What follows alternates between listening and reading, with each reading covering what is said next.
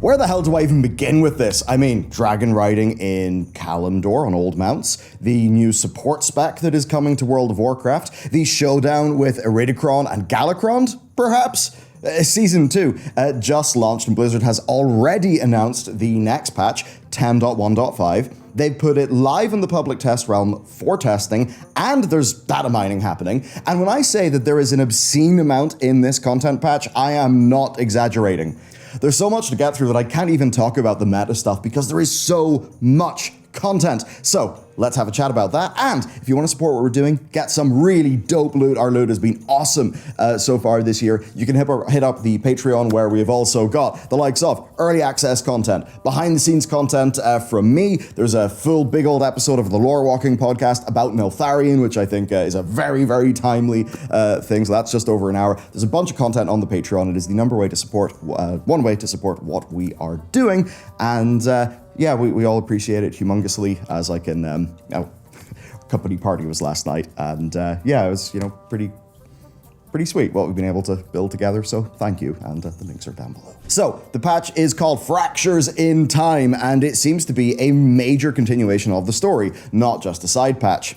We're not sure on the details yet, but putting some puzzle pieces together from like Dungeon Journal, some quest stuff, we basically know this. The Infinites come across from a timeline where they reign supreme, finally making their way into ours, called the True Timeline in the journal. And they strike a bargain with Iridikron. His goal seems to be using the remains of Galakrond to create more primal dragons, or something along those lines. Most of it, though, does look to be about Nosdormu, Morizond, Chromie, and her infinite Dragonflight counterpart, Morchi.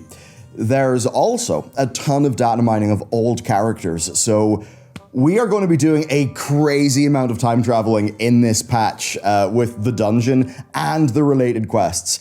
Long dead characters, old favorites, basically you name it, they appear. So that's pretty sweet. This may be the most exciting one. According to the updated roadmap, Dragonriding is coming to Kalimdor along with a massive number of races across the continent.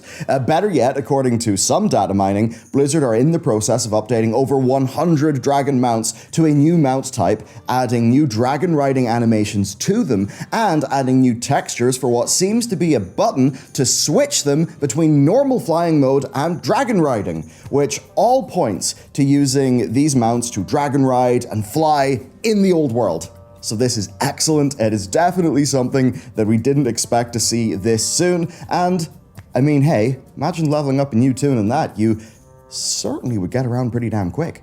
Okay, remember this video that we did? Yeah, turns out all of those hints were real, and Evoker is getting its support spec called Augmentation. It's a DPS that gives stats to its allies, gives extra crit to allies of their choice, extends those buffs via their DPS rotation, and can even swap locations with other players.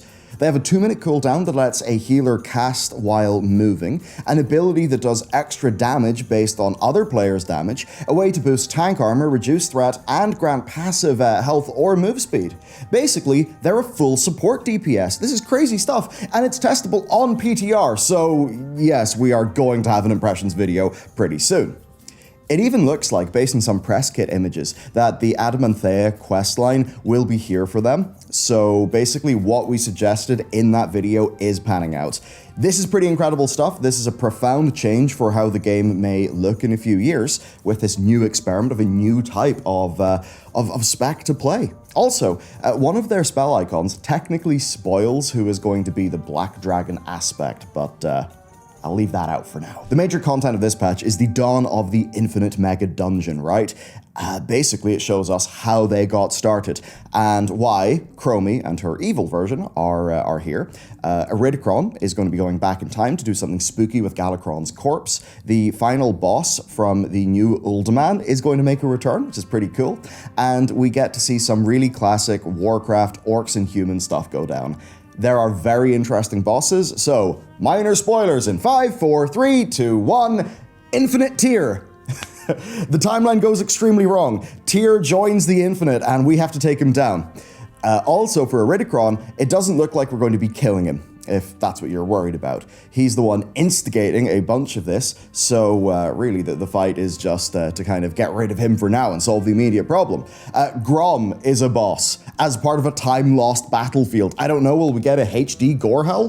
The final boss is Chrono Lord Deus, and based on the abilities, we're going to be fighting him way back in the past, and we'll be joined by the aspects before they were aspects. This dungeon looks like it's just going to be going so unbelievably hard based on everything we can see from PTR that it is super exciting. Mage rework. Mages are getting some love. Rune of Power is gone. Meteor is gone. If you're upset about Rune of Power, that's fair, but they said it was just giving too many mages a awful time because of forced movement taking away so much of their damage. They're going to shift all that power into their main cooldowns. So a big change, but it's one they're confident in. They're also changing the capstone talents. They're adding some new ones, including a ice block option that doesn't immune you. It just basically, it gives a massive DR, but you can cast during it. So that's kind of cool. Another one is a group-wide cast of invisibility or barrier. That's kind of neat. Arcane is getting a nice wave of changes, adding consistent AoE damage, giving them a few more talent points to play with, and just some more stuff for their baseline.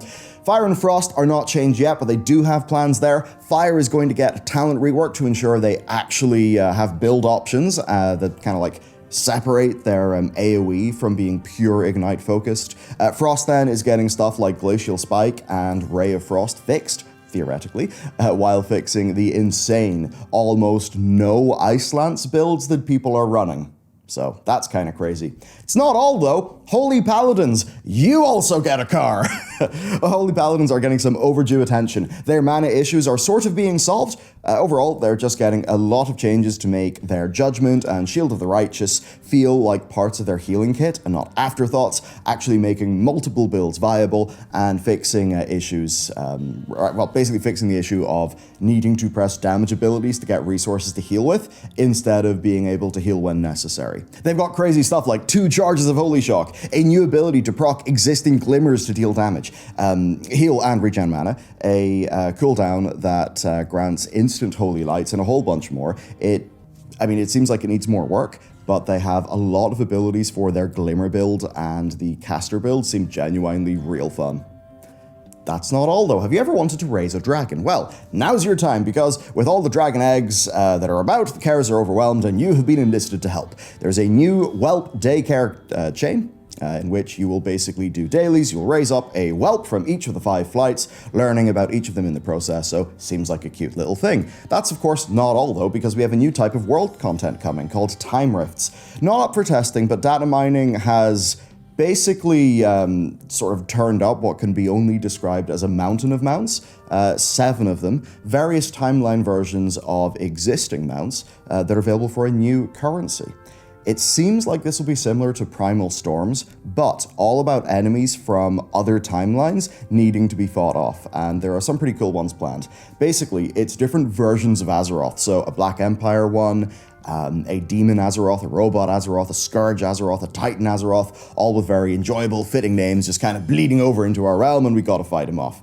Also, remember that update to Zul'Gurub that filled it out with some removed transmogs for crafters to make and sell? Well, it looks like Naxxramas is going to be getting that treatment this patch, with a ton of patterns data mined and even a new mount being available. And based on the data mining, it seems like we're going way back, because there's a new corrupted Ashbringer quest item in PTR. Oh, wow, I mean, that's one of the most notable, crazy old items in WoW's history that barely anyone has. That's cool. So yeah, Nax is the next thing here. There's also some data mine Scholarmant stuff though, so maybe we'll sort of know what's going to be coming next then. Okay, I also just want to do a quick fire round of awesome things that are a bit minor. So, Chromie Time is getting a facelift. So now Chromie will teach players how it works. The expansion restrictions are removed. She suggests things to do, and she shows you the opening cinematic for each expansion to set the scene. So that helps fix up some of the new player experience. That'll be good for the game's longevity, so that's nice to see. Also, when Halloween rolls around, we are going to have an updated Headless Horseman. Yeah, took a while, but that's pretty nice. Next, Allied Race unlock conditions are going away, so if you have one character at 40, you can just make them right away. And also, Every race in the game can now be Warlocks, including Lightforged and Maghar. They are getting new imp customizations, and soon they'll be able to change their pets in a barbershop, kind of like what druids can do with their forms. And this isn't just a cosmetic thing. There are lore and quests that set this up, and I don't think it's in like today's video, but like a bit before I recorded this, Matt texted me, or texted our team chat, was just like, this Warlock quest owns. So whatever the Warlock quest is, apparently it's brilliant. So yeah, that's really nice. Good Warlock news. Also, good news for the financially challenged Altaholics. Riding training is going away, with skills automatically being learned at the appropriate level instead of you having to go out and buy it. And for people with good taste, Worgen are getting new fur patterns and scars, which look pretty damn gnarly. You can go for like a full kind of like war-ravaged veteran look. You can also track transmogs that you don't have. If it comes from a vendor, a dungeon, or a raid, shift-clicking on it will actually track the transmog piece as if it's tracking a quest objective. Now, if you want 2 bag spaces back, you're in luck, because the Dalaran and Garrison Hearthstones are becoming toys. Now, this is good news, especially for those of us who maybe have loads of alts and you don't want to go and unlock those. Them being toys just means that they're not items that exist in your bag, but like you can still keep buying them and use them normally. And speaking of Hearthstone toys, there is one called Path of the Naru that is tagged as TBD. So, maybe all of this time stuff is, going to lead to light, Naru, and hoofs in the future, which a lot of people will be very excited for. Last, and almost certainly not least, there is an absolutely gorgeous new spell glow effect. It's not quite done, as you can see, but it's a pretty insane visual upgrade to something you see all the time. And this really is just the kind of healthy, continuous improvement we want in the game. So, to kind of outro things, this is fucking ridiculous to have dropped right after Season 2. Like, we're getting a brand new spec, a new type of gameplay in the middle of a season.